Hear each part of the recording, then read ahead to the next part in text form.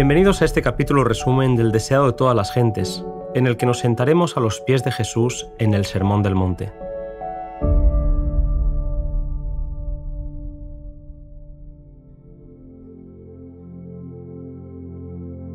El Sermón del Monte, aunque dado especialmente a los discípulos, fue pronunciado a oídos de la multitud.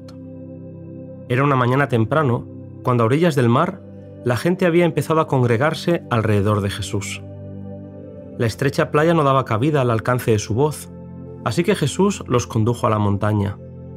Cuando llegaron a un espacio que ofrecía un agradable lugar de reunión, Jesús se sentó en la hierba rodeado estrechamente por sus discípulos y el resto de la multitud que siguió su ejemplo y se acomodó en la verde ladera de la montaña. Había un ambiente de excitación puesto que creían que Jesús iba a anunciar algo relacionado con el reino de Israel. Todos estaban dominados por pensamientos de gloria futura, de esplendor y dominio sobre los odiados romanos.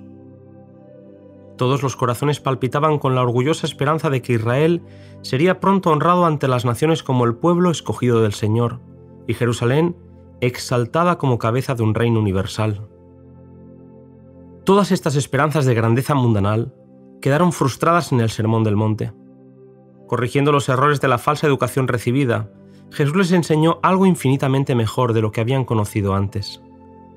Las verdades que enseñó no son menos importantes para nosotros que para la multitud allí presente. Todo comenzó con las bienaventuranzas. Bienaventurados son, dijo Jesús, los que reconocen su pobreza espiritual y sienten su necesidad de redención.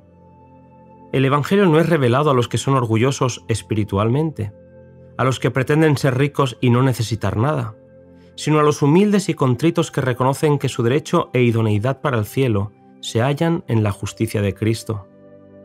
El Señor solo puede obrar en el hombre que reconoce su necesidad y se despoja de su suficiencia propia. Bienaventurados los que lloran, porque ellos recibirán consolación. El lloro del cual habla no consiste en melancolía y lamentos. Mientras nos entristecemos por causa del pecado, debemos regocijarnos en el precioso privilegio de ser hijos de Dios. A menudo nos apenamos porque nuestras malas acciones nos producen consecuencias desagradables, pero esto no es arrepentimiento.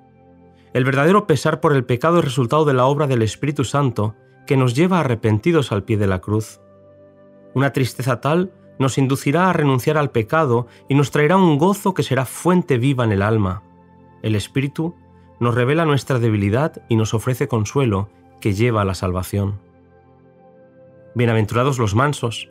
Si poseemos la humildad de nuestro Maestro, nos elevaremos por encima de los desprecios, el rechazo y las molestias a las que estamos diariamente expuestos. La humildad de corazón es la fuerza que da la victoria a los discípulos de Cristo y se traduce en dominio propio. A los mansos, el mundo puede mirarlos con desprecio, pero son de gran valor a los ojos de Dios. Bienaventurados los que tienen hambre y sed de justicia. Los que den lugar a Jesús en su corazón llegarán a sentir su amor. Todos los que anhelan poseer la semejanza del carácter de Dios quedarán satisfechos. Si la mirada se mantiene fija en Cristo, la obra del Espíritu no cesa hasta que el alma queda conformada a su imagen. Al igual que los que tienen este deseo serán saciados, los misericordiosos hallarán misericordia y los limpios de corazón verán a Dios. Jesús continuó diciendo: Bienaventurados los pacificadores. La paz de Cristo nace de la verdad. Los hombres no pueden fabricar la paz. El único poder que puede crear o perpetuar la paz verdadera es la gracia de Cristo, que tiene poder para desalojar las malas pasiones que causan luchas y disensiones. Las multitudes se asombraban de estas enseñanzas, que eran tan diferentes de lo que los fariseos enseñaban y hacían. Para ellos era muy agradable ser llamado rabí, ser alabado como sabio y religioso, y hacer ostentación de sus virtudes delante del público. Jesús declaró que las ganancias y los honores terrenales eran toda la recompensa que tales personas recibirían jamás. Bienaventurados los que padecen persecución por causa de la justicia, porque de ellos es el reino de los cielos. Bienaventurados sois cuando os vituperen y os persigan, y dijeren de vosotros todo mal por mi causa mintiendo. Gozaos y alegraos, porque vuestra merced es grande en los cielos, porque así persiguieron a los profetas que fueron antes de vosotros. El mundo ama el pecado y aborrece la justicia, y esta es la causa de su hostilidad hacia Jesús. Los que se aferran al pecado combaten la verdad y a sus representantes. Cada conflicto tiene su lugar en la gran batalla por la justicia y aumentará el gozo de su triunfo final. Vosotros sois la sal de la tierra, dijo Jesús. No os apartéis del mundo a fin de escapar de la persecución. Habéis de morar entre los hombres para que el sabor del amor divino pueda ser como sal que preserva al mundo de la corrupción. Si los que sirven a Dios fuesen quitados de la tierra, y su espíritu se retirase de entre los hombres, este mundo quedaría en desolación y destrucción como fruto del dominio de Satanás. Aunque los impíos no lo saben, deben aún las bendiciones de esta vida a la presencia en el mundo del pueblo de Dios, al cual desprecian y oprimen. Si los cristianos lo son de nombre solamente, son como la sal que ha perdido su sabor. Vosotros sois la luz del mundo.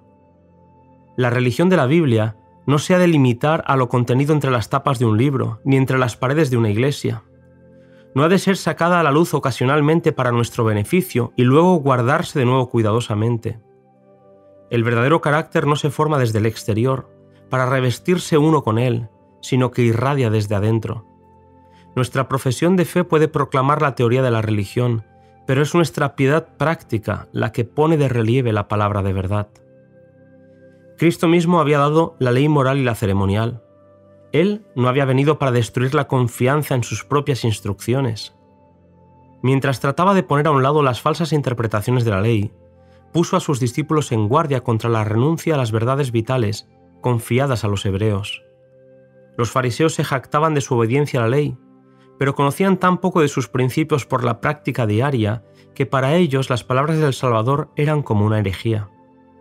Sabiendo lo que estaba pensando mientras hablaba, dijo: «No penséis que he venido para abrogar la ley o los profetas.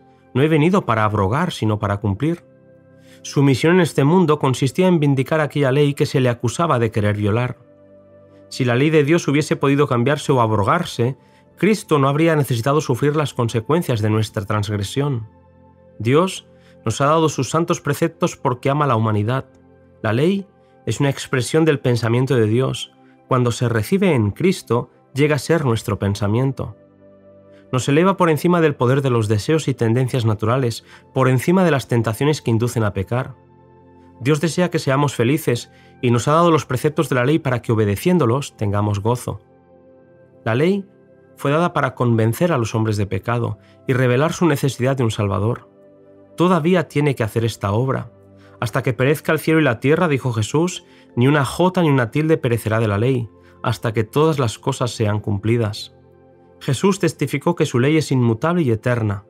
El sistema típico que prefiguraba a Cristo como el Cordero de Dios iba a ser abolido cuando Él muriese, pero los preceptos del Decálogo son tan inmutables como el trono de Dios.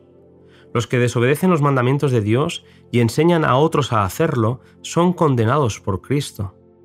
Todos los que violan los mandamientos de Dios sostienen el aserto de Satanás de que la ley es injusta y no puede ser obedecida. Ningún hombre que desprecia voluntariamente un principio de la ley entrará en el reino de los cielos. En el tiempo de Cristo, el mayor engaño de la mente humana consistía en creer que un mero asentimiento a la verdad constituía la justicia. En toda experiencia humana, un conocimiento teórico de la verdad ha demostrado ser insuficiente para salvar el alma. Los capítulos más sombríos de la historia están cargados con el recuerdo de crímenes cometidos por fanáticos religiosos. Los fariseos tenían una religión formal que no los protegía del egoísmo, la malicia, la codicia de ganancias y la más baja hipocresía. Aún subsiste el mismo peligro. Muchos dan por sentado que son cristianos simplemente porque aceptan ciertos dogmas teológicos. Profesan creer la verdad, pero esto no los hace sinceros, bondadosos, pacientes y tolerantes. Jesús enseñó que los hombres pecaminosos pueden llegar a ser justos únicamente al tener fe en Dios y mantener una relación vital con Él. Entonces, las formas externas de la religión armonizarán con la pureza interna del cristiano y las ceremonias dejarán de ser ritos sin significado. A través de la frase «Oísteis que fue dicho, pero yo os digo», Jesús explicó la profundidad y la anchura de la ley. No les quitó ni una jota de fuerza, sino que explicó su verdadero significado. Así, el homicidio existe primero en la mente. El que odia o piensa en vengarse está poniendo los pies en la senda del homicida. La amargura y animosidad deben ser desterradas del alma si queremos estar en armonía con el cielo. Jesús añadió: «Si trajeres tu presente al altar, y allí te acordares de que tu hermano tiene algo contra ti, deja allí tu presente delante del altar y vete, vuelve primero en amistad con tu hermano y entonces vuelve y ofrece tu presente». Muchos son celosos en los servicios religiosos, mientras que entre ellos y sus hermanos hay desgraciadas divergencias que podrían reparar. El ideal de Dios para sus hijos es más elevado de lo que puede alcanzar el más sublime pensamiento humano. Sed pues vosotros perfectos, como vuestro Padre que está en los cielos es perfecto. Esta orden es una promesa que implica la obra de Cristo por el Espíritu en cada creyente. Satanás se alegra cuando oye a los que profesan seguir a Cristo buscando excusas para su deformidad de carácter, pero Jesús enseñó que no hay disculpa para el pecado. El ideal del carácter cristiano es la semejanza con Cristo. Su carácter ha de ser el nuestro, puesto que Él nos alcanza donde estamos. Tomó nuestra naturaleza y venció, a fin de que nosotros, tomando su naturaleza, pudiésemos vencer. Por su divinidad, echa mano del trono del cielo, mientras que por su humanidad llega hasta nosotros. En la vida práctica, Jesús enseñó que al dar limosna, al orar, al ayunar, no debe hacerse nada para atraer la atención o provocar alabanzas.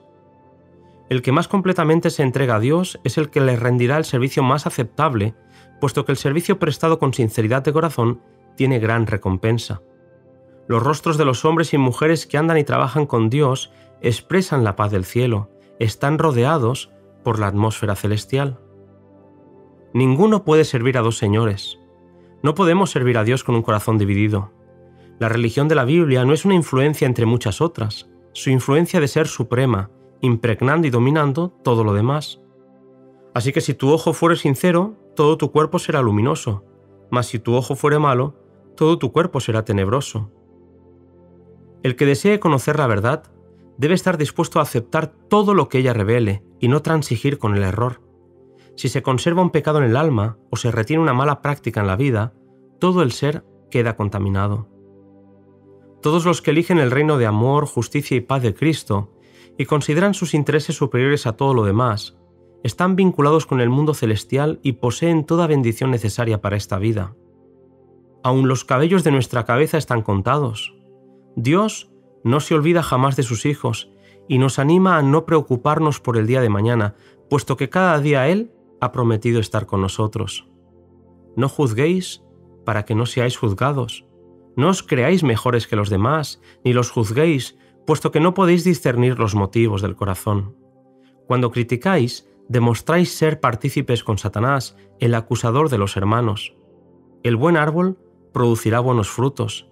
Las buenas obras no pueden comprar la salvación, pero son una evidencia de la fe que obra por el amor y purifica el alma. Así, expuso Cristo los principios de su reino y demostró que eran la gran regla de la vida. Terminó con una ilustración. No es suficiente, dijo, que oigáis mis palabras. Por la obediencia debéis hacer de ellas el fundamento de vuestro carácter. El yo no es sino una arena movediza. Si edificáis sobre teorías o inventos humanos, vuestra casa caerá. Quedará arrasada por los vientos de la tentación y las tempestades de la prueba.